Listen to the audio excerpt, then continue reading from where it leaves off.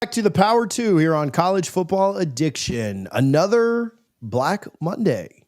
We have, for the fourth week in a row, a major firing happening in college football as now the Auburn job is open. Doesn't surprise anybody. Nobody's shocked by this. Icing on the cake, losing 10-3 against Kentucky. And without further ado, we go to Cole Thompson for the I Told You So. I mean, I'm not trying to say I told you so, but at the start of the year, you're not going to be buying a lot of stock into, and I was not sold on fixing his team was Hugh Freeze at Auburn. And who knew it took a 10-3 loss to Kentucky to be finally like, all right, we've hit a wall. We can't do this anymore. We have to hit reset. Hugh Freeze, his tenure at Auburn will be remembered for three main things that did not go his way. And they were three things that he promised when he was brought in from Liberty. The first is his offense was going to be dynamic. It was going to be innovative. It was going to be a unit that could easily put up points back in the SEC, and it was going to be able to turn the tide and put us in a position where we'd be successful. Auburn never had a scoring offense higher than 77th during his 3 years there. They had 1 year where they had a top 30 total offense, and a lot of those yards came on the ground behind Jarquez Hunter. And they never were great when it came to red zone efficiency. They were struggling, and the play calling never got out of circa 2015. And unfortunately, when you don't make the necessary changes and you are the play caller and the head coach, you get double the blame for it. The second thing was he was going to talk about the quarterback position. He was going to be able to bring Auburn back to a national prominence of quarterback play. He never did that. And it's not like that he didn't have opportunities to. He just didn't get the right quarterback. Never happened. You know, Peyton Thorne was one. The recruits that he brought in, whether it be Holden Griner, whether it be Hank Brown, you could also throw in Jackson Arnold this time around. You could throw in Ashton Daniels this time around. Just everything that you thought of never went right at the quarterback position. A position that he single-handedly talked about being one of his biggest strengths. And the third thing was that he was going to be able to build Auburn for a sustainable success when it came to recruiting. Now, that part he did do. Auburn on paper was a top 12 roster this past year. They had back-to-back top 10 recruiting classes. They had 3 straight top 15 transfer portal classes. They had everything that you could have wanted when it came to the identity of a team to be able to be competitive and fight their way to the finish line. But they constantly found themselves coming up short. And they constantly found themselves sitting further back and regressing even more than what we saw from the year prior. And when that becomes the case, and you have all this talent, and you have to ask yourself what's going wrong when you know how much you have at your disposal that is really promising, ultimately, it leans back to the person who's in charge. Hugh Freeze, he finishes his career at Auburn, 15 of 19. He's 6-16 in SEC play. He has one top 10 win, and it was over a Texas A&M roster. Top 15 win, it was over a Texas A&M roster in 4 overtimes. And honestly, what's really been the calling card for Hugh Freeze over his entire tenure is, hey, in 2015 and 2014, I beat Nick Saban, and now I'm at Auburn, and I want to go ahead and beat Nick Saban. And then Nick Saban ends up finding a way to win with that 4th and 31 call with Jalen Milroe and retires the next year. So at that standpoint, he no longer gets to beat Nick Saban. Auburn is a prime job. Auburn is a proud program. Auburn's a program that has the money and the resources to be able to put themselves in a position where they should be competing for national titles. And unfortunately, they swung and missed at the head coach. And they've done that constantly. They've done that when giving a brand new extension to Gus Malzahn. They did that when it came to the Brian Harsin move. And it did that once again when it came to Hugh Freeze as the head coach. Ultimately, you need to be able to hit reset. And to be completely transparent, boys, you got to nail this next hire. You cannot afford to find yourself in a position where, hey, we are once again 3 years from now going back to the well trying to find another name to lead Auburn, because in a day and age where the NIL packages and transfer portal moves are so prominent, you have to realize you're going to fall off the face of the earth and you're not going to be able to come back up. Texas and Oklahoma are now in the SEC. They're making strides. Ole Miss has turned the corner with Lane Kiffin, and I don't think that Lane Kiffin's leaving right now. Tennessee is right back to national prominence. South Carolina, every 2 to 3 years, is able to make some runs. Florida is going to try to fix its problems, and if they do, they have the resources to be able to compete. You also look at Georgia. They're not going away quietly. Mississippi State may end up turning the tides. You have all these other coaches that are being on open. You are very close to becoming the bottom dweller of the conference if you do not nail this hire. And unfortunately, you're in a hiring process where right now it feels like you're the 4th best job available, which means that the 1st, 2nd, 3rd option may all go ahead and turn you down to go elsewhere. And that's kind of where we are. And we can talk about Hugh Freeze with this golf game. We can talk about Hugh Freeze, not putting more of an emphasis into the landscape of what was, his overall team, putting more of an emphasis onto this is kind of being like a hobby instead of an actual thing. Like, I get it. We could go that way. To me, what this came down to was three main elements. He made 3 promises at the start of his tenure that he was going to fix for Auburn. He delivered on one of them, but he wasn't able to develop the talent properly, and he failed miserably on the other 2. Never got the offense humming, never found himself a quarterback, never was able to land the right quarterback. And the crazy part is, it's not like he didn't have the opportunity to. He just bet on these guys, and the guys that he bet on, he immediately hit, and they didn't hit. That was just it. He busted. It was like hitting with a 20 when you knew that you probably didn't need to go do anything with that. That's what we saw with Jackson Arnold, Peyton Thorne, and countless others.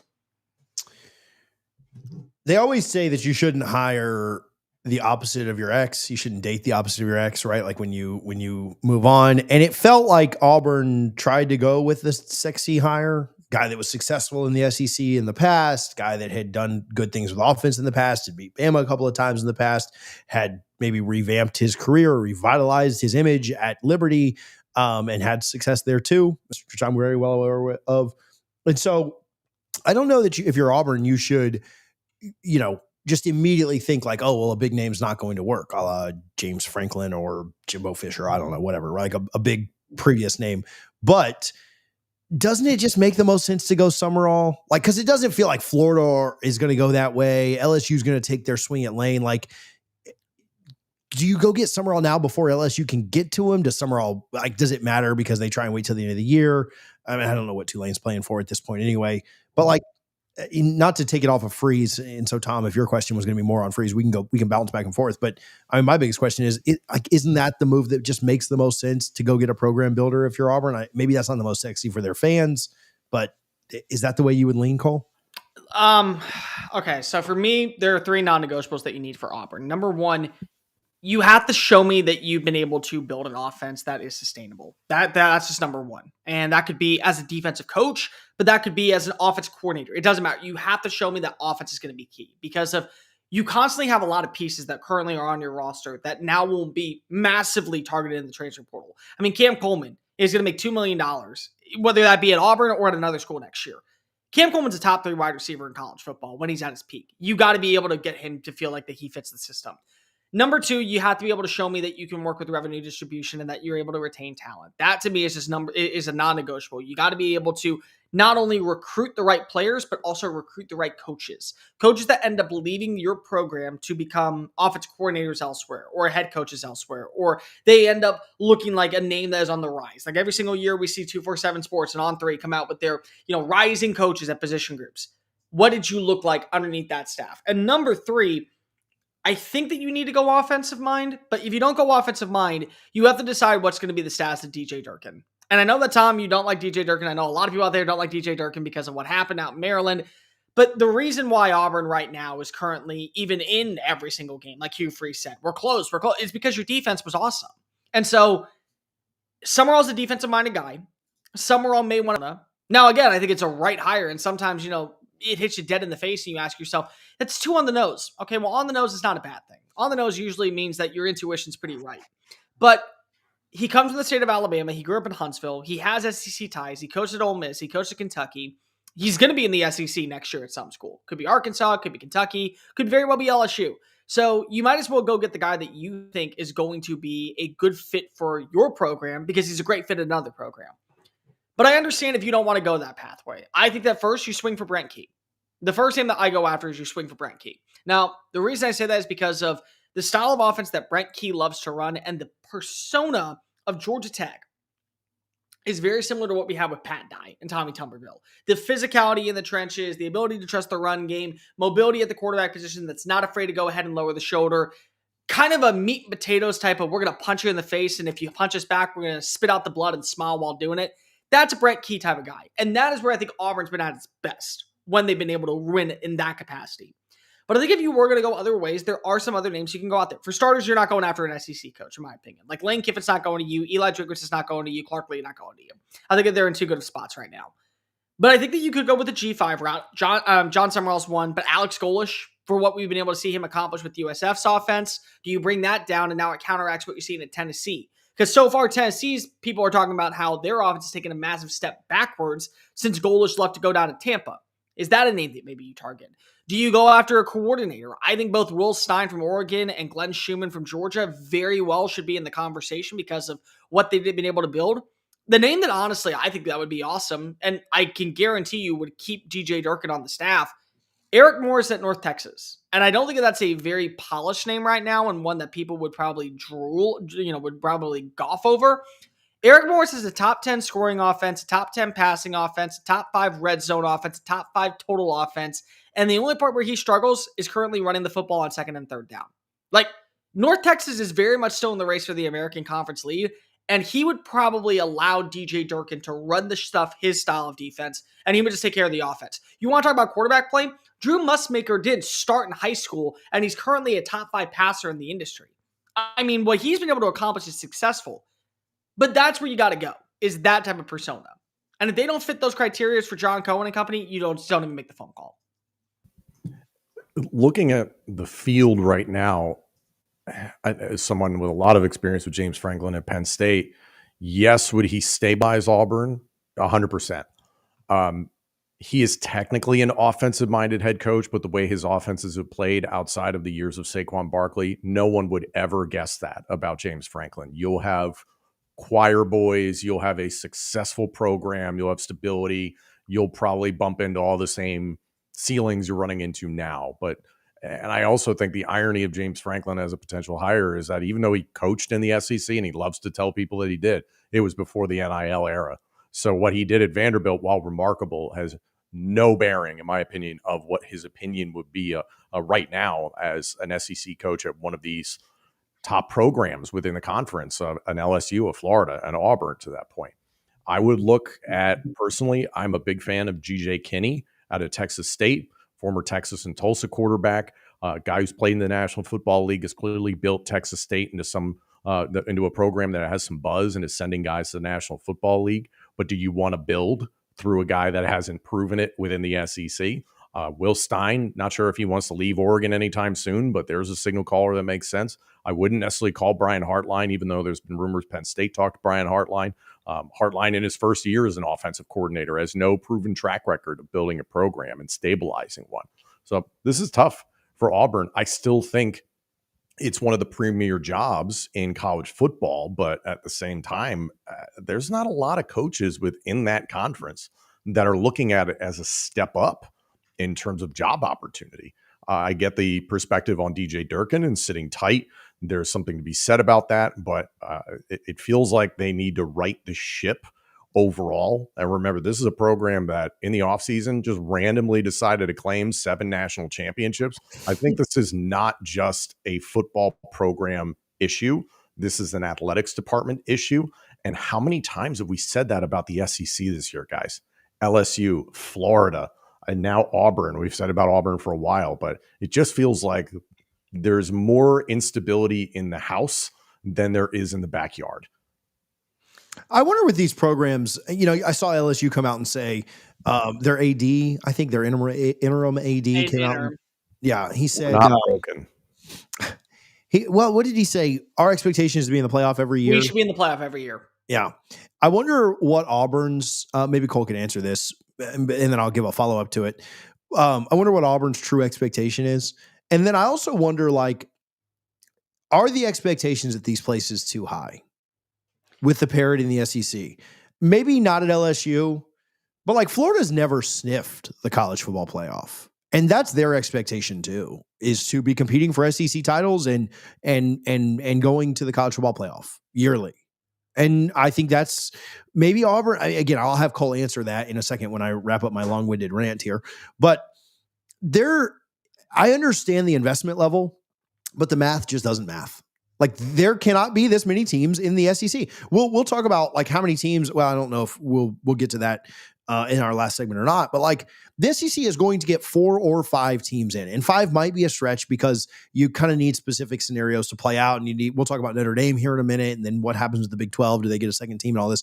There just aren't enough spaces right? Like, and so for all these programs to have this expectation of and I know that Hugh Freeze and Billy Napier did not get close to the college football playoff, and so their situations may be a little different than LSU's. But this idea of every SEC team, not every SEC team, because Mississippi State, Kentucky, others don't have this expectation, but this idea of man, we need to compete for like, it's just not realistic. Now, maybe if we go drinks away and get 30 teams in, maybe it does become realistic and we get all 16 because college basketball proves that you can just get everybody in and that's fine. Baseball the same way. But until we get there, like, and I'm not saying that Auburn Hugh did not deserve to be fired. And I'm not saying Billy deserved. They probably deserved it the year before.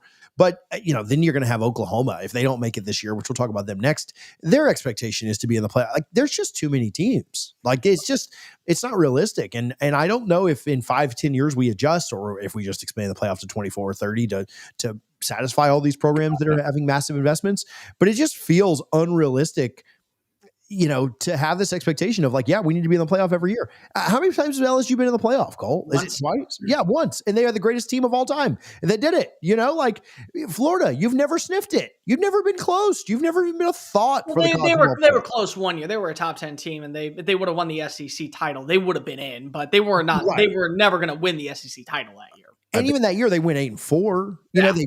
They completely fell off the face of the map. And so these programs that are just, the playoff has warped, I think, our mentality. And so is NIL and the investment that we're putting into it. But these ideas of like, we need to be competing for the college football playoff.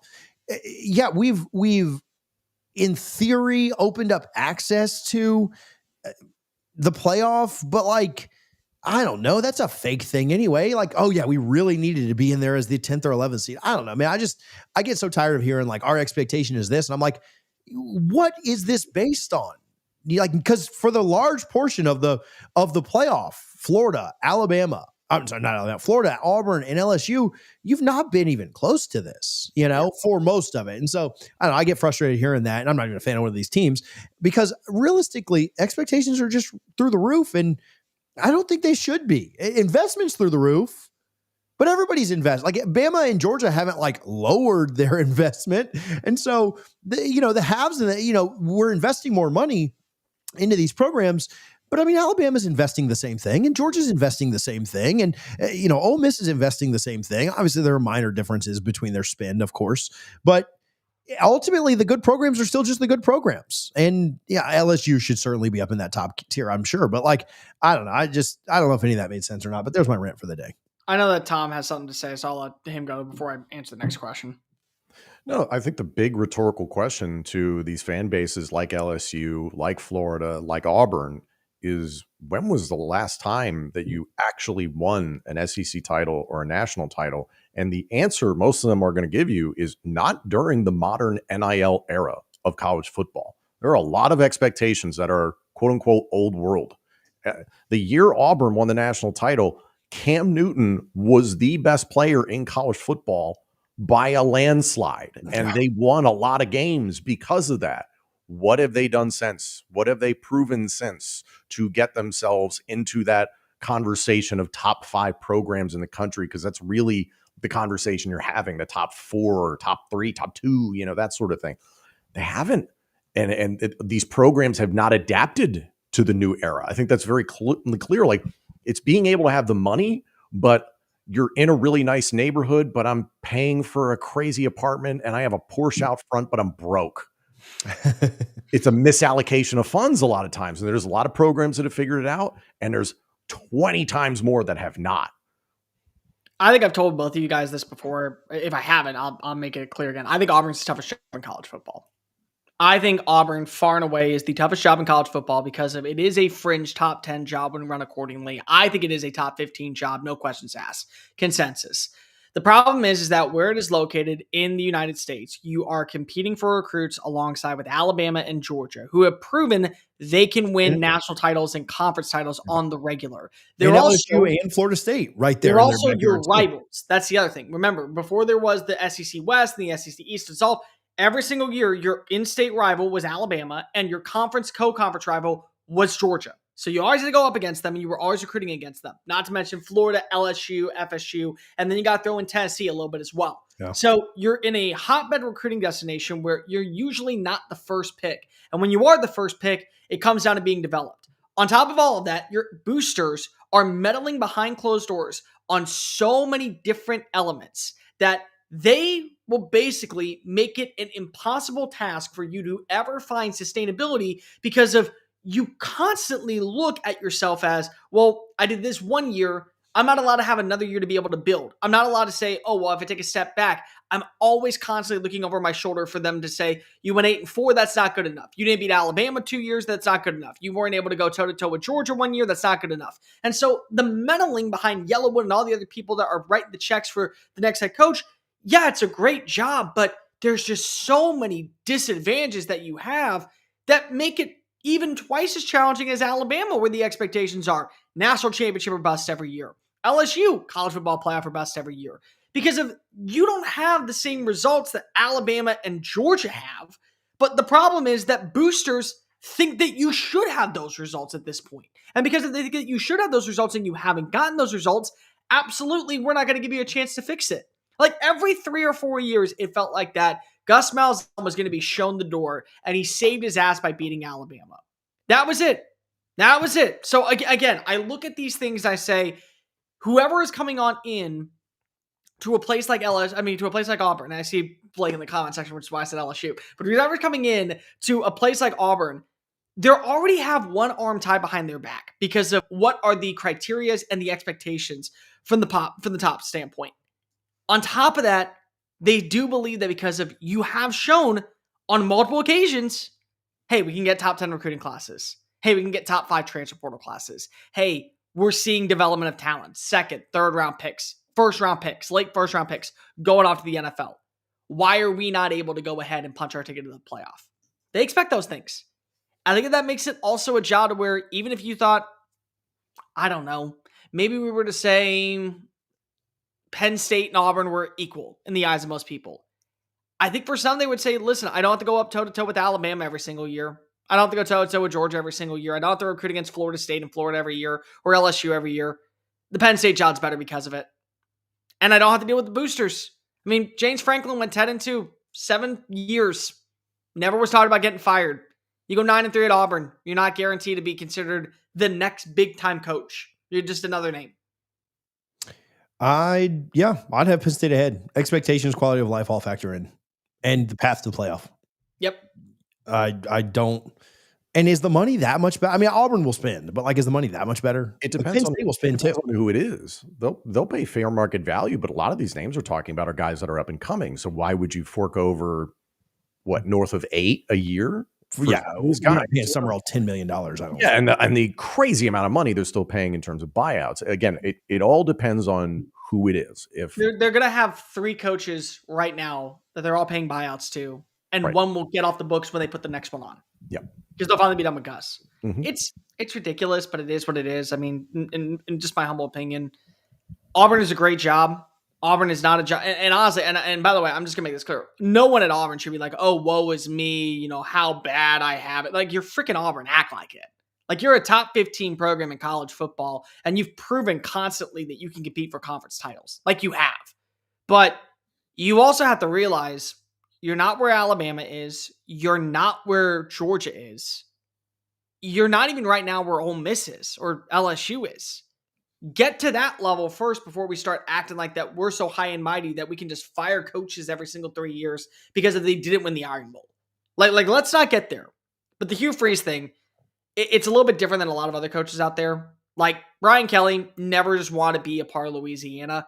Hugh Freeze had every opportunity to fix this thing, and he missed on 2 major elements: the ability to develop offensive personnel talent and the ability to find the right quarterback. You don't do that as an offensive guru, you're going to be shown the door. Let's go on to Oklahoma for a moment. Before we get to Oklahoma, though, and you can clip this out, Nate, when you end up doing it, just this is going to piss Tom off. Can Zellers be better than Prabula?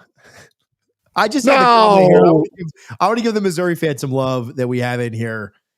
Can he be better? He could be, but I'm always the believer in until you have 6 games of tape on a starting quarterback, it's pretty difficult to gauge tendencies, those sorts of things. But he looks good so far. It is a relatively quarterback-friendly system in the grand scheme of things. So he's looked pretty good. He was a pretty highly touted recruit. I wasn't shocked by his performance, but too early to tell. Bo Pribula he can do no wrong. Tom just admitted that Bo Pribula was only good because it's a QB friendly system. Yep, He just didn't because of realize that. Not because of anything else. Nothing else. Nope. Going to Penn State. He'd have won the Heisman if he didn't get hurt. He was this close. Would have won the Heisman. Still invited me to New York. My thing is, it's like you look at Zollers and you ask yourself, okay, what can we see from him after just one game? The first thing is, I think it's going to be the Trinidad Chambliss effect, where Trinidad Chambliss for 3 games, like threw for 300 yards and had like another 150 on the ground. And we all overhyped him and said, God, look at this kid and how well he's playing. And then we get to that 4th game, and this is now where you have enough film, and this is where you now have enough tape, and this is where you can say, okay, it's either time to put it together, and we now know how to stop him, or he's really good. Exactly. And the latter happened. Mm-hmm. So like Zoller's finding a way to upset either Oklahoma or Texas A&M, I don't think would be shocking. What I'm going to be interested in is, okay, now we have 3 games of film on him. Hey, Arkansas, can you slow him down? Or, hey, if we get to the playoff, is he going to look dreadful at that point? That I think that's more so where you're looking. The Jeremy Lin of quarterbacks is what we're saying. Basically. They're on their Linsanity run, both Chambliss and Zellers. But no, good question there from the Mizzou fan. We don't have Mizzou on the docket right now. I'm sure we'll preview their game against A&M this weekend, but I wanted to give some love. Appreciate you guys in the comments today. Let's talk about Oklahoma now that we are on to that. Listen, less of a game breakdown here, but Cole, what went right for Oklahoma? And then just looking ahead, their 3-game stretch of at Bama, the aforementioned Missouri, and then LSU. They get to play Missouri at home with a backup quarterback, though we may or may not be higher on Zellers, and they get to play LSU at home without a coach. We kind of wrote Oklahoma off at some points through this year. Everything's out in front of them, and there is some talk. We'll talk about this later in the show, too. There is some talk that could a 9-3 team sneak in. They need some help for sure, but Oklahoma, big picture thoughts, Cole? All right. So what went right for them in this game more than anything else is that Tennessee was out gaining them by 167 yards, I think, midway through the second quarter, but they shot themselves in the foot. You had the big fumble, scoop and score by R. Mason Thomas that made it 7-7. And then right before halftime, you look at the numbers and it was supposed to be 10-3. It's supposed to be 10-7.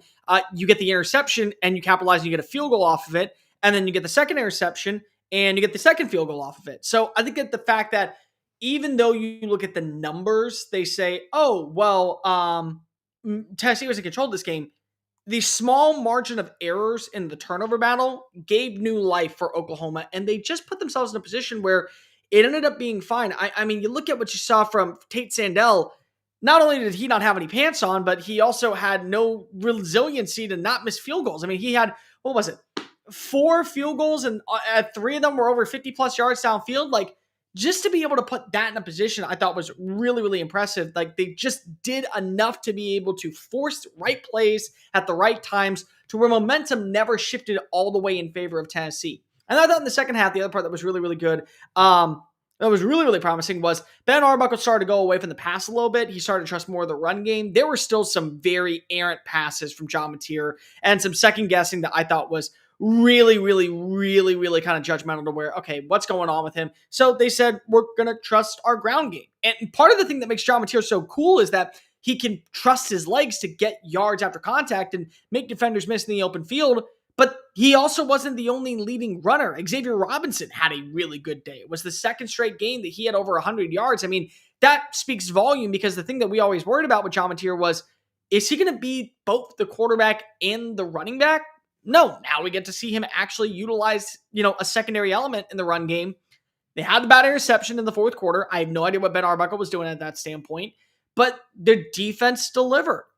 I think, again, it speaks incredible volume of Brent Venables on who he is as a coach, and that from the standpoint of a lot of people wondering, is he going to be the long-term answer for our head coach?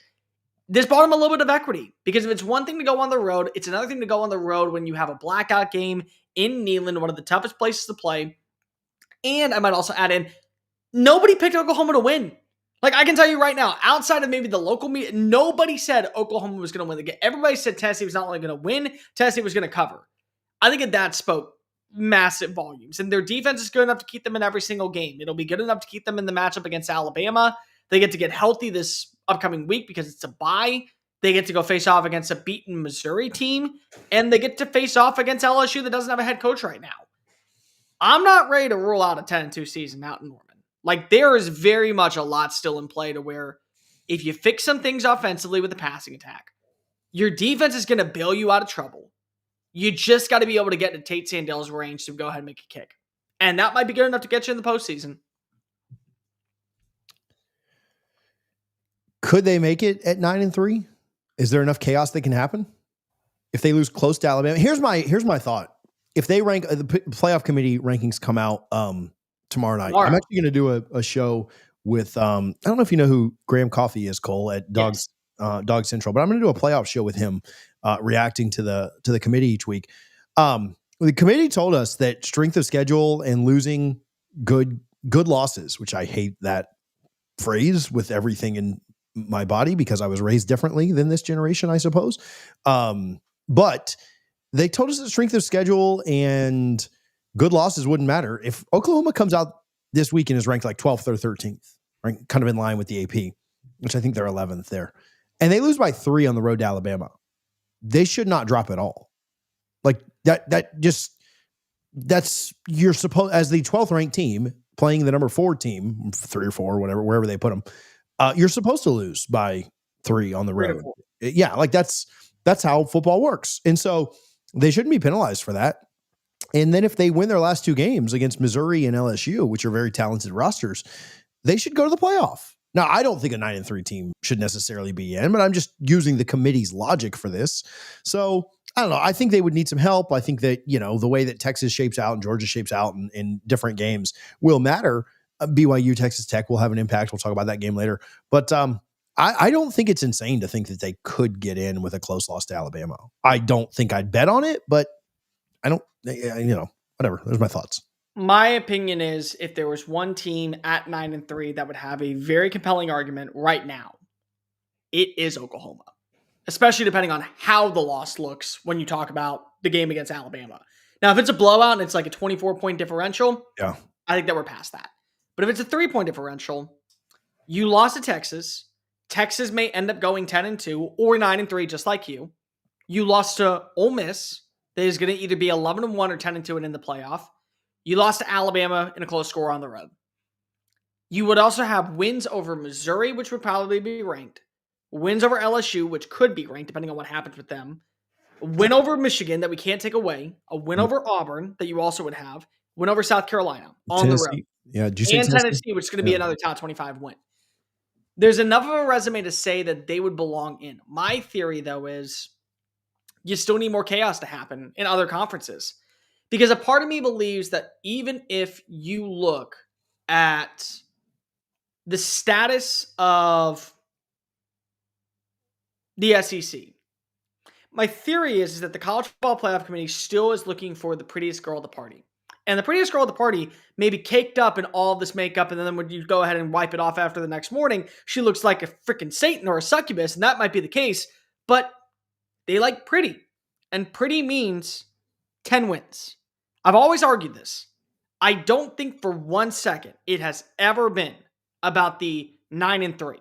I don't think it's about the 3 losses. I've always thought it's about the 9 wins. You don't have a 10. And I don't think that they would be able to go ahead and justifiably say to everyone, well, we're going to put a 9-win team in, even if their schedule was more challenging, when we have all these 10-win teams. In the Big 12, in the ACC, in the Big 10, we're really going to add in a 5th SEC team because they had the 6th hardest strength of schedule and they barely lost to Alabama. Meanwhile, we have conversations of another 4th Big 12, Big 10 team that's right there. You have an 11-1 BYU going into conference championship weekend and they lose to Texas Tech. We're really not going to hear people that go online and bitch about the Big 12 being shut down that they're not going to want to say. An 11-2 Georgia Tech team that lost 1 game. I mean, like, that's it? What are we doing here? Like, I believe that Oklahoma would have the resume to get in at 9-3, but I don't think the committee would let them in. I think what will ultimately happen is I can see Oklahoma finishing the rest of the season 2-1. I think it's a close loss. It's at Alabama. That's not easy for any team. Mm-hmm. The friendly thing is that Texas, even though that was a loss for Oklahoma, Texas, I can see going 1-2 the remainder of the year. They're at Georgia, they host Arkansas, and then they host Texas A&M. And I understand that's a rivalry game, but I think Texas A&M looks the part right now. Texas's defense, and I think what they did against Vanderbilt. Granted, Vanderbilt was kind of trending in the wrong direction, but Texas will put up a fight. But I still expect Texas to finish this season with 4 losses. So I think this will set up for Oklahoma to get in at 9-3, or at least be in the conversation. Whether or not they get in is entirely going to be a decision based on the committee of how much they're going to respect the ACC and the Big 12 this season. If they just make a decision, we're doing 2-2, or if they're like, screw you guys, there's a lot more heavy hitters in the SEC and Big 10. You're getting your conference champion in, and that's it. Thanks for coming. It'll be more of a message that they let in the winner and loser of the ACC and Big 12 championship games. And then you see Oklahoma on the outside looking in. I mean, the other thing that we just got to continue to throw out there, Vanderbilt's not dead. Yep. Like, I know that everyone wants to say Vanderbilt looked awful and that they had a comeback and that, the comeback was on garbage time touchdowns against Texas. If Vanderbilt goes 10-2, they would still have a win over Auburn, LSU, Kentucky, Missouri, a win over Virginia Tech, a win over Tennessee to close things out. Mm-hmm. They'd be 10-2. They're an SEC team at 10-2. That outweighs a 9-3 SEC team. In the eyes of the public, it will. So unfortunately, that's where we kind of are. Like, Oklahoma can do everything right and still be 9-3 and play close and all that. If Vanderbilt wins out and they're 10-2, it's a moot point. They would be the 5th team for the SEC to get on in. It just would be the case. It's such and I say we'll find out tomorrow, but the committee changes their logic and their standard every week, so it doesn't really matter. But it is so interesting because, I mean, I saw Pate talk about this last night. How they're going to say that, just because we did this last year, this, that, the other. But like, are they going to penalize that Big 12 team that loses? Yeah. Right? BYU wins this week, and so they both go into the conference championship with 1 loss. Are they penalizing that team that loses by 3 in Texas in the Big 12 championship? Are they penalizing that Georgia Tech team for their loss if they lose in the ACC? It's so now I do think the ACC is probably the most sure thing to only get 1 team. But this goes very well into our next conversation, which we'll talk about in a minute to preview that. If you're watching the clip of this, I'll link it at the end, talking Notre Dame, Miami in a moment. What about Notre Dame? What about 10-2 Miami if they look good this last month? I think they're out, but who knows with the chaos in front of them, what things could look like, right? Vandy may drop a game and be 9-3. And then I think, a 10-2 Miami would be ahead of them based on what happens. So it is interesting to see Oklahoma, again, written off at one point, but maybe back in the middle of things and probably controls their own destiny. Well, no, definitely controls their own destiny. They go 10-2. I think they're in. So really quickly, I do want to talk about that Notre Dame Miami stuff, but Sleeper, use our code. Sleeper has the deal for you back, 100% match up to $100 on the app. Use code CFA to get that. We will play the more or less game on Wednesday live at noon. You compare 2 or more of your favorite picks. There's free plays and different things that you can get that better your odds of winning. You could also just not listen to me and better your odds of winning over on the Sleeper app. Use our code CFA to get 100% match up to $100. Appreciate Sleeper for their support. Okay, continue on the playoff conversation. Listen, I know we're talking about Miami's. This was our premise, and we can talk about this a little bit, but I think there's a bigger point that's being made right now by some of the talking heads at ESPN. Notre Dame's loss against Miami is looking worse and worse by the day as the Canes continue to falter because it's November, and that's just what they do under Mario Cristobal, as he is now 4-11 in November and December. Notre Dame's loss against them is looking worse. Whether it should or not is maybe a conversation for a different day, because Miami was certainly a better team in the beginning of the year than they are right now. But is Notre Dame as sure of a thing for the playoff? And then part 2 of that is really where I think we'll spend a little more time. What do you do if they both finish 10-2?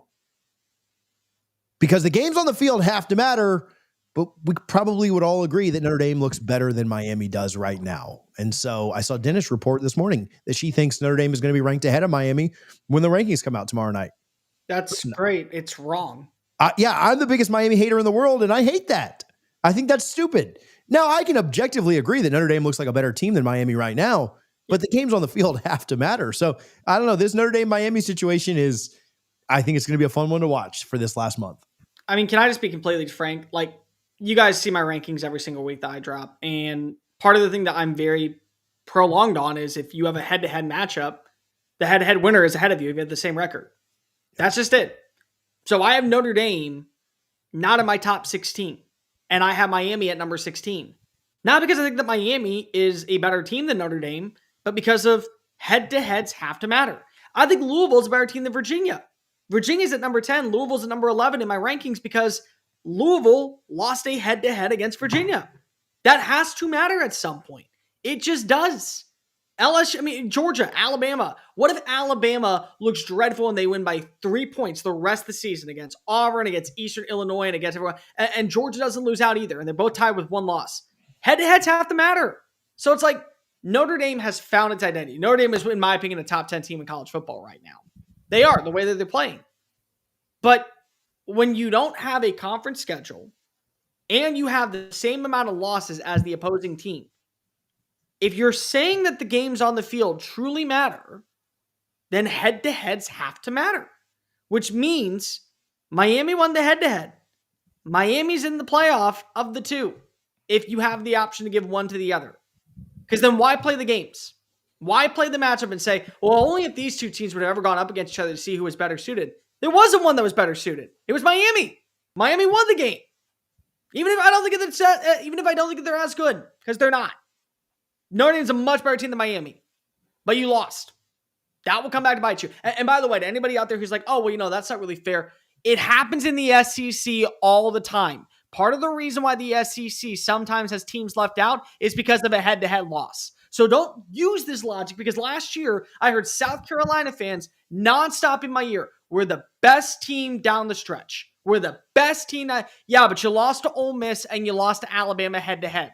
You had no opportunity to get in because if you all had the same record, it happens. I'm sorry. The good news is I don't think that Miami is going to go 10-2. I think Miami will lose to everything. I think they will too. In my heart of hearts, obviously cheering for that. But yeah, there's such a recency bias. We don't look at the complete schedule. And that's what happens with eye test, right? Because eye test is irrelevant. August is irrelevant when it comes to eye test. And eye test is stupid anyway because it's subjective. We don't look at the 12 or 13 game schedule if you make a conference championship. We don't look at that with eye test. We look at what you've done the last 4 to 6 weeks. Mm-hmm. And that's how we formulate it, which is stupid. I mean, I agree with Cole. Like, I hate Miami more than both of you combined. I promise. But it would be stupid to leave Miami out in favor or have Miami ranked behind. Maybe this is 14 and 15 and it doesn't matter. Probably won't be because Notre Dame's brand is too big and they're going to put them in. But this is stupid to consider or think that the entire 12 game schedule doesn't matter. If that's the case, I don't want this to happen. Make the regular season 6 games and make the playoffs 64 teams. If that's what we need to do, then just completely eliminate the regular season, because if games in August don't matter, then don't play them. Like, do not have these guys play in these games. And again, in my heart of hearts, I would love nothing more as a content creator and a Miami hater than Notre Dame to get in over Miami. I think that's bad for the sport. I think it'd be good for me personally and my mental health and the channel. But it would be asinine. Like, it just doesn't make any sense why you would do that. But we're framing this entire thing assuming Miami's going to finish the season 10-2. Like, do we believe that? Do we really believe that? Like, against Syracuse, Fran Brown said it himself. He was playing 18 freshmen the last time out.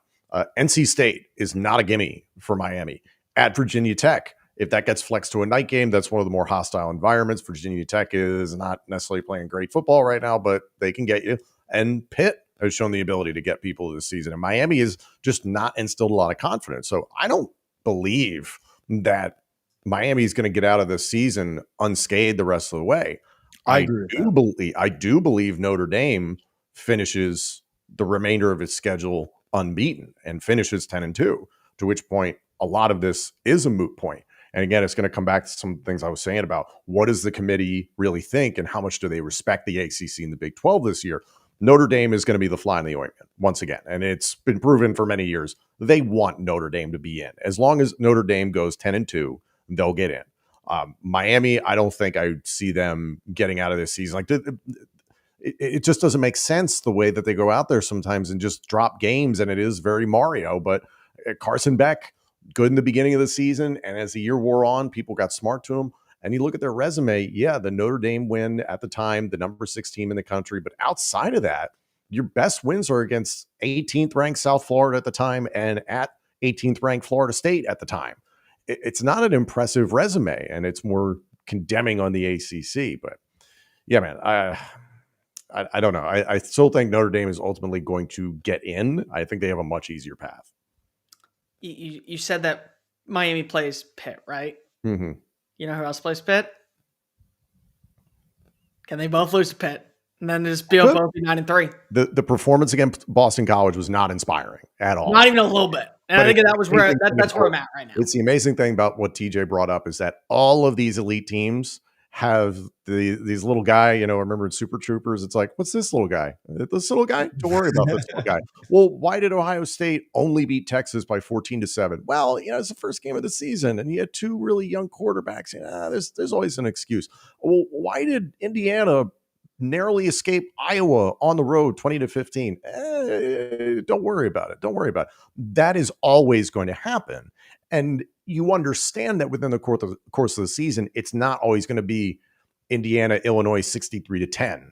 There are going to be those games where it's like, hey, we didn't play our best, but we found a way to win. So we can all respect that, and we can all respect it against top flight competition as well. But when you drop head scratchers against Louisville and SMU, which no disrespect to what those teams are, but the evaluation of Miami and the way they've been playing was much higher at the time. Notre Dame, meanwhile, you came out of the gates with a freshman quarterback on the road, and you lost to then a good Miami team. I think we lost Tom. There he is.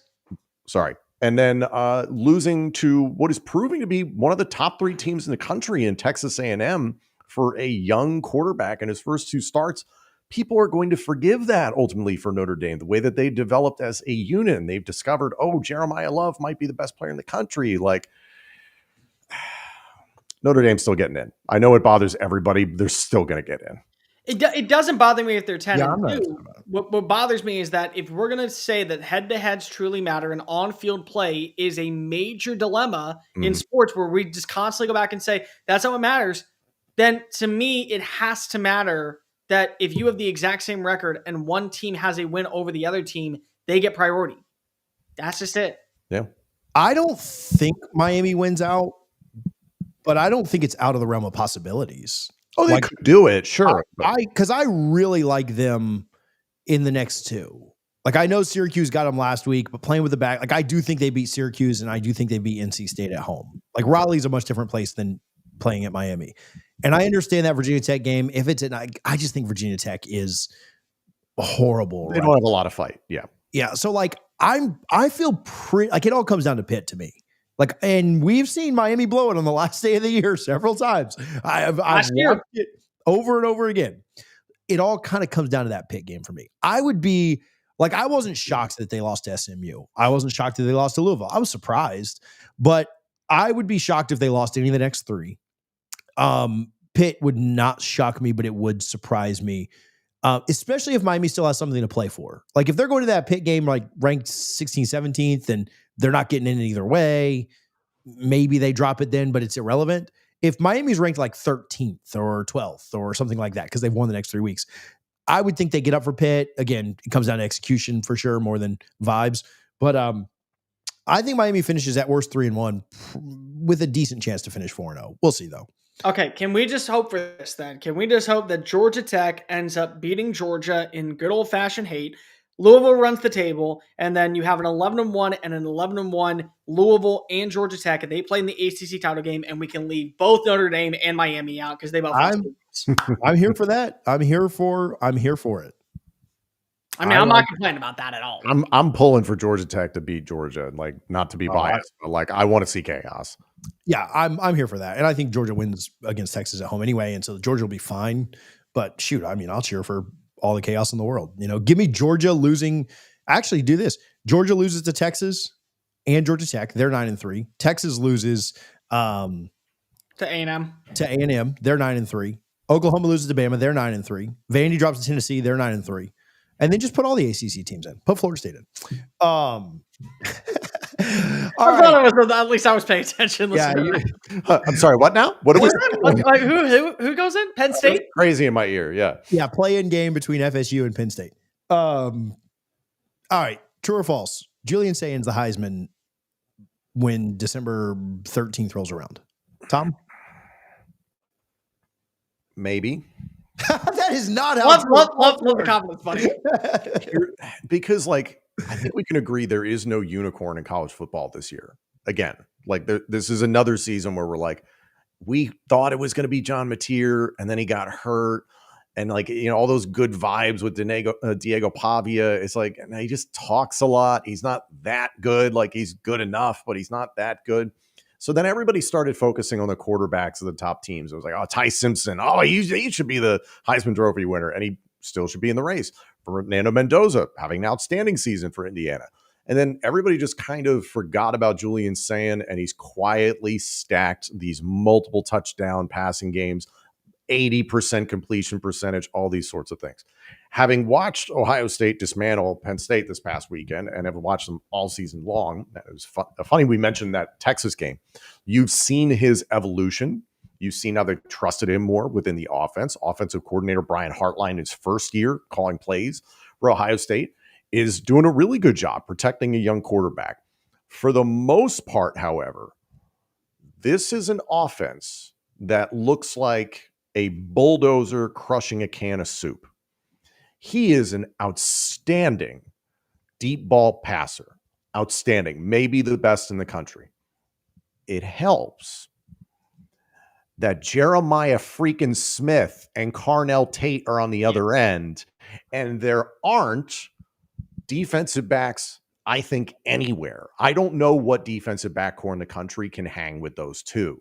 Not to mention Brandon Inniss reminds me of Hines Ward circa his Steeler days, not Georgia, but his Steeler days, is Mr. Reliable. Max Clare, Cole, you and I love him to death. They have B to B plus running back talent. That's the weakness of Ohio State. The other weakness I notice is that you can run the ball on the interior of that defense, but not a lot. They will make the appropriate adjustments. Their secondary is outstanding. Their pass rush can get home with 3 or 4. Their linebackers are extremely active. So your options to beat Ohio State are few and far between. I think right now they're the most complete team in college football. It's hard to argue that. Coming back to Julian Sayin, this is eerily reminiscent of the 2021 Heisman Trophy race, in that I could see a world where Julian Sayin wins the Heisman Trophy because he's got the stats and he's the starting quarterback, but he's not even the best player on his team. Jeremiah Smith isn't going to get the statistics of 100 some odd catches, 150 catches, and 1,500 yards, like he had last year, because Carnell Tate is getting a pretty much equal role to him, and they deserve that. Jeremiah Smith has talked about being very unselfish this year. You can't tell me there's a better player in college football than Jeremiah Smith. I just simply won't hear it. I won't hear the argument. So that's why I come back to 2021. Will Anderson was the best player in college football. He was the best player on the Alabama Crimson Tide. They gave it to the freaking quarterback because it's a popularity quarterback, running back, wide receiver award. This should go to Jeremiah Smith because he's the best player stepping on the field right now in college football. Julian Sayin right now is dropping footballs into the ocean the way that he has to throw to these guys. That being said, he is going to be outstanding. He's having an incredible year, but we should gauge what his success has been built on. It's not all him. It's a team sport. Let's remember that. He's having CJ Stroud-esque numbers from Stroud's inaugural campaign as the starter from Ohio State. But let's all pump the brakes. The scary thing is what is he going to be the next couple of years? How quickly does he go to the NFL draft? Because what he's doing is outstanding. He makes it look effortless, and he doesn't even really have this killer running game behind him. They want to throw the football. They didn't care about being balanced against Penn State when the Nittany Lions bowed up and actually stifled the running game a little bit. They're like, cool, we want to just chuck it. And they're really good at that. Tom, is the number one receiver in college football Jeremiah Smith? Yes. Is the number two receiver in college football Carnell Tate? I'll hear the argument about Cam Coleman. I think Cam Coleman's more freakish, more of an alien, but like you got two aliens. So it's like, if he's not two, he's three. I think he's two.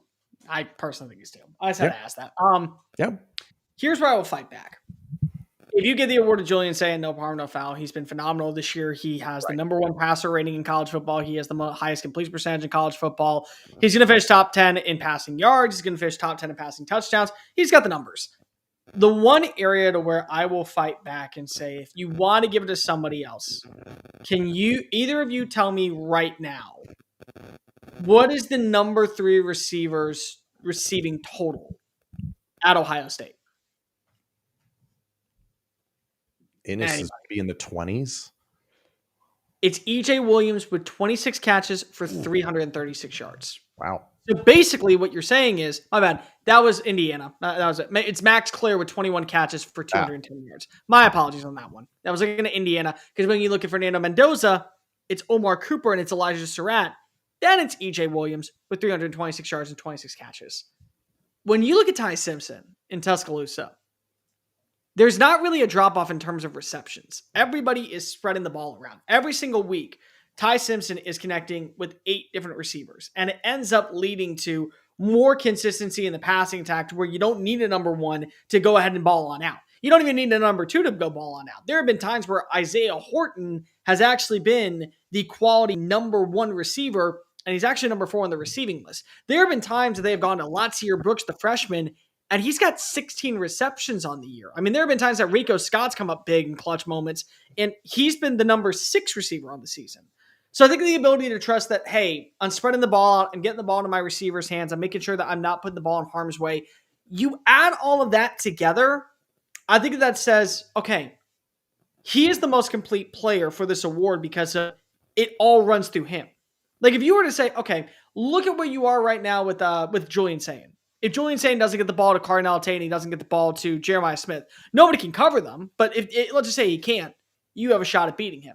You look at Fernando Mendoza, you don't get the ball to Elijah Surratt or Omar Cooper, then guess what? You have a shot at beating him. You don't get the ball to Ryan Williams like you did against Mizzou, didn't matter. You still found the end zone on 3 different occasions. I think that's where we kind of are. Mm-hmm. If I had a vote today, I'd give it to Julian Sayin, personally. That would just be me. But I understand if you were to say Ty Simpson and Fernando Mendoza still have a better outlook because of the value to what their team is. And I agree with Tom on one thing. Jeremiah Smith is the best player on the field. Sometimes the best player on the field is not always going to win the award. It feels like the winner of, unless one just has a terrible game, the winner of the Big Ten championship will leapfrog the other. And then what Simpson does or doesn't do in the SEC championship would also factor in. It sucks that the award just goes to the quarterback that has the most success in late November, December. Or you better have at least the numbers to back it on it. Like when what's his name won it. But like when what's his name won it. Jaden Daniels. No. Devonta Smith. Yes. He was far and away the best receiver and nobody could argue with him. And he was the only weapon that worked for Mac Jones, which is why Mac Jones didn't win the award. Mm-hmm. If Mac Jones had 3 receivers that were putting up the numbers that he was, then Mac Jones would have won the award. Jeremiah Smith and Carnell Tate, because of they're so close in proximity of numbers, it actually ends up hurting, despite the fact that I think Tom and I would agree, best player in college football is number 4 out in Columbus, Ohio. Mm-hmm. Yeah. Here's my question. Texas versus Ohio State. Sayin finishes 13 of 20, 126 yards and a touchdown. Granted, first start ever. In college, it's at home. In that game, Jeremiah Smith, six catches for 43 yards. Carnell Tate, 2 catches for 49 yards and a touchdown. Okay. So clearly they're like, we'll let you get to 4, but we're not going to let you get anywhere else. Is Texas the best defense and or secondary that Julian Sayin and Ohio State will see in the regular season? Is it the best that they'll see in the Big Ten championship game? Are they in for a wake-up call when they get into the college football playoff? And Cole, I think you and TJ, both of you would know better than I do. What secondary out there, what defense out there can stifle these guys? No, you need an off day. I don't know if there's one that you Right, can like you kind of need doesn't. Tate or Jeremiah to get hurt. Not wishing that on anybody, but like you'd need that to happen, or they don't make the flight, something like that. I don't know a secondary in the country that can hang with these guys. Alabama, maybe, and that's like a maybe. I mean, you would need Julian Sayin to have a bad day, but still, hang also means like you're only giving up 250 yards and a touchdown. Like that's hang. Like hang could be like, oh, we give up 360 yards, but we don't let them score. Like that's hanging. Hang is shut down the running game to the point that you're one-dimensional entirely, which again I talked about. They're cool being one-dimensional. I watched this Penn State secondary intentionally try to align double coverage to Jeremiah Smith. He just ran past guys. Yeah. It was just go routes and post routes for the most part. Dogs. No, you need elite defensive back play, and I don't know how many elite secondaries there are in college football right now. 2, and I would argue, and here's the crazy part. I would argue one of them is the same one that goes up against the wide receivers in practice every day. Exactly.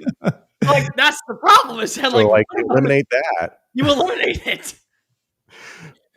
Let's talk just quickly before we get out of here. Who wins the college football playoff this year, the Big Ten or the SEC? I guess if you also want to throw a wild card of other, I'll let you do that. There's not an other. Stop. We're not. I know, but just to show inclusivity, we're very everyone gets love here. Who wins, Tom? I think it's Ohio State again. Which again, like if that happens, it's maybe the most remarkable occurrence in college football history. Like all the turnover that we know in this sport, in this day and age, the money, the complications, the red tape, all that sort of stuff. And for all the crap that's been talked about Ryan Day, I don't see a team that's more complete in the country than Ohio State. And the reasons we just got done talking about, defensively, they have everything you could possibly ask for. The only weaknesses are if you batter them with the interior run and you break their will. But there aren't a ton of teams that necessarily do that at a high level. So it's Ohio State for me right now. I need everyone to agree with this take. Remember, you have to agree. That everyone agrees with. I got to hear this. You have to agree with this. The SEC has more qualified teams this year than the Big Ten. They just do. Agreed. There are 7 to 8 teams that I look at right now very well could all make the college football playoff. I would even go as far as say if a 9-3 team is in the conversation, they can happen. But there are more teams that can make the college football playoff, and the challenges are more daunting right now in the SEC than the Big Ten. And the Big Ten maybe has, I would say, 4 teams are competing for that number 4 spot. There are at least 5 that I would say immediately have a better record. Like Tennessee right now, if you give them Indiana's record, I think that they're a better team than Indiana. I think that the Big Ten has a better shot of winning the national title. So there's more opportunity down in the SEC. I think the 2 best teams in college football reside in the Big Ten. And ultimately, that's all that matters at the end of the day, is do you have somebody that can go toe-to-toe with the 2 teams in the Big Ten that you think are going to be able to make it? No, I don't. I think Ohio State far and away is the most complete team in college football, and there is a very big drop-off between them and the next one. That's just it. Case in point. I think Texas A&M is great. I think that I think that Alabama has a lot of things that look complete. And then when you face off against them, they're a challenge to go up against. I think Ole Miss has the proximity and the morality to be able to say, hey, there's a lot of things that we look at and we can win on a Saturday and pull off a crazy upset. But if you ask me today, gun to head, who do I think wins the national championship? Indiana and Ohio State are the first 2 names that come to mind. So again, more teams in the SEC, better teams, very top of the Big Ten. Yeah, I think if you're going SEC for this call, it's just hoping. I mean, it's like taking the field, right? Who do you like better? And no discredit to Indiana. I'd love to see Indiana win a national championship. I just think that'd be so much fun for the sport. But I mean, it feels like you're taking Ohio State to the field. And I think the field could do it. But like, if you're betting, you're betting on Ohio State at this point. Right. And maybe this last month changes our mind some. I doubt it will. But I just don't know that I feel confident enough in the field. It feels like a value pick to take the field because it feels like it's Ohio State's to win or lose. I am impressed by Georgia's inability to die. Like, that secondary, that defense is going to give up points. So like, they'll get got at some point, but they just don't quit, man. They just keep coming. They stay very composed, very poised, and they just keep moving forward. Indiana, I think, has elements defensively that can be taken advantage of. Mendoza and his weapons are very impressive. Two-headed running back, monster, very good offensive line, very good defensive line. They can bring it on that front. But I think there's elements that people will be able to score on them or at least slow them up. Alabama, I'd say, is Alabama and Texas A&M, in my opinion, are probably second most and third most complete teams in the sport. But I'd hear that debate and I'd throw Indiana in that mix. It's tough. It's tough right now. Yeah. I think that again, you tell me who is the fifth best team in the Big Ten, and that is an 8-4 roster. You tell me who is the fifth best team in the SEC. They're playing for a spot in the postseason. That's different. It's funny you said 8-4 because Michigan is currently the fifth highest ranked Big Ten team. There was a fraction of time. By the way, okay, by the way, spare me on this one. I didn't mean to cut you off. What was that? Like, don't even Big Ten folks out there say, oh, 21-16 Purdue. It's a very tough. Shut up. Shut the hell up. No, it isn't. Purdue is supposed to be the laughing stock of the conference. Who tweeted that? What was that? Who tweeted that? Say his name. I'm not calling him out. I love Ben Stevens too much. I love Ben Stevens too much. I said his name. I don't really care. Ben knows how much I love him. But Ben, what are we doing, man? I know we're getting out of here. Watching that first half of Penn State versus Ohio State, and there was hope for Penn State for a hot second.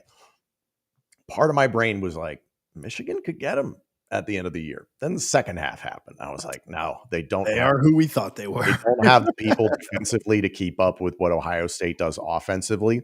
There is a first half world where, yeah, Michigan has it close, but no. The Power 2 here on College Football Addiction. Another good show, boys. I enjoyed this one. There was good back and forth. I like some of these bigger picture things that we've been doing. Now that we have more runway on the season, it's not as much game breakdown as more what these games truly mean.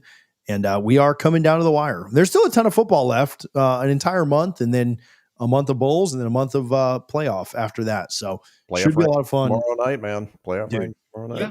Never stops. So make sure that you are subscribed here on the channel. It's College Football Addiction. It's the Power 2 live every Monday and Wednesday at noon. Again, new show coming up on Tuesday nights. So it won't be live, but we will put it out right after the rankings come out with me and Graham Coffee over at Dog Central talking about the playoffs. We'll talk about that on Wednesday Wednesday afternoon as well. And we will talk to you guys soon. Thank you guys for tuning in. I always say go nose on the other channels. I don't know what to say, but thanks for being here. That's all I got. Bye.